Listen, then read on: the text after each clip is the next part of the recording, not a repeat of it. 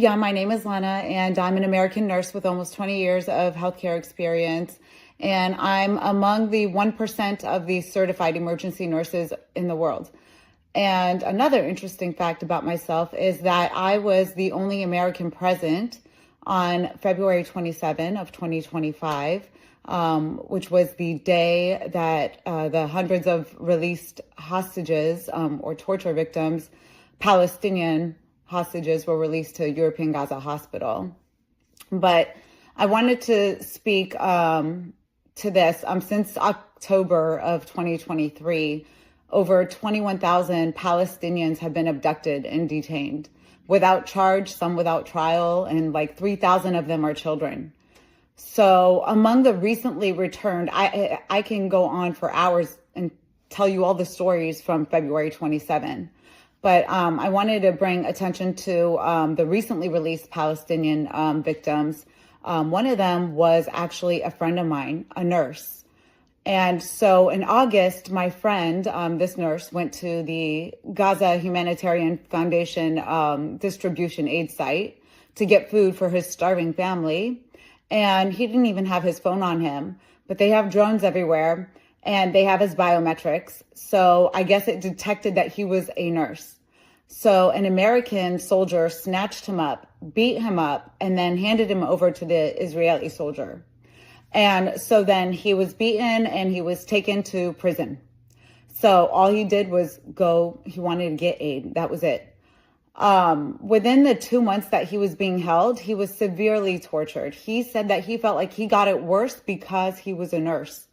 For the first 25 days, they had him in solitary confinement. And he was put in stress positions. And there was this one point where he told the soldier, like, I feel like I have nails going through my legs, because he was in this stress position for so long. And so the soldier was like, oh, you feel like you've got nails in your legs? Well, here, let me hammer them. And he starts punching his legs. And then he also, while he was in a stress position, had a baton shoved up his rectum. They had plucked his eyelashes one by one with a tweezer. And then they put an electrical probe on his eyelid and electrocuted him. And with that same electrical probe, they put it on the tip of his penis and like revved it up to the highest voltage and electrocuted him.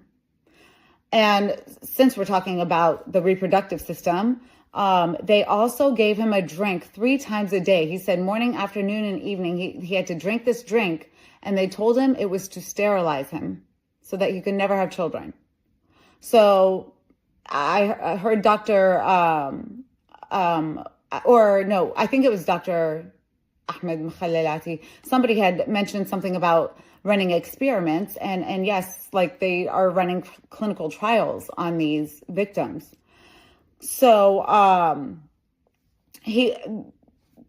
can go on and on about the beatings and the torture, but also another thing they did was they starved him. So he would get like 3 tablespoons of either chickpeas or rice with toilet water, maybe every other day. Sometimes they would make him go 2 days without food. He had lost 10 kilos within 2 months. So it was just brutal. It was brutal. And to top it all off, do you want to know what his charge was? His charge was supposedly for caring for the Israeli prisoners of war. Supposedly they were brought to this hospital and he cared for them, which never happened. There's no evidence. There's like nothing, no witnesses, nothing. And he actually had a trial date and they sentenced him to life in prison for this. Rather than, let's just hypothetically say, let's pretend that did happen, right? Rather than saying, thank you for treating our people, you sentence him to life in prison. By the grace of God, like 6 hours before the bus left with the released hostages, his name somehow made it on the list because they know he didn't do that. So these people are not numbers. They are fathers, they are brothers, they are uncles, they are teachers, they're healthcare workers, they're nurses. Like, they're members of the community. They're obviously not Hamas, because if they were, they wouldn't have been released, all these men, right? But Israel built this system on dehumanizing Palestinians. When they spoke with me, the ones on February 27 that I spoke with, some of them were shaking, some of them were crying, some of them were so shook that they couldn't even speak. And some of them couldn't even look up at me from humiliation and embarrassment from what they had gone through.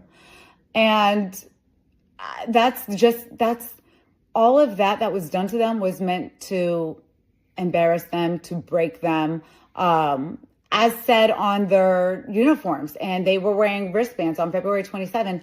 All of their sweatshirts, on the back of it said, quote unquote, in Arabic, it said, but translated to English, it said, "I pursue my enemies, I catch them, and I do not return them until I have destroyed them." They had that around their wrists and on the back of their sweatshirts, each and every one of them.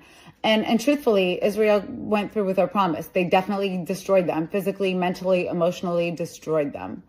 And I made it a point to ask each and every one of them that I spoke with where they were at the time that they were taken. And many of them were taken from the hospital.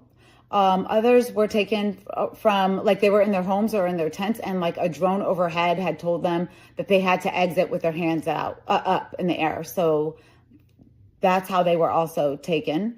And as a nurse, I can treat wounds, no problem, but it's the invisible wounds that's difficult to treat. So the distant eyes, the lost look, the complete mistrust in the world, and the feeling of failure in the world, that's something you can't treat. So it's harder. Torture, medical neglect, humiliation, it's not security measures, it's crimes. And medical care is not a privilege, it's a right. So we need more than thoughts and prayers. We need transparency, we need medical access, we need international oversight, we need more action than what we're doing now.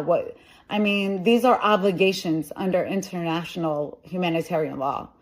And right now there are no investigations. There are no emergency resolutions. There's no outrage from those who claim to stand for human rights.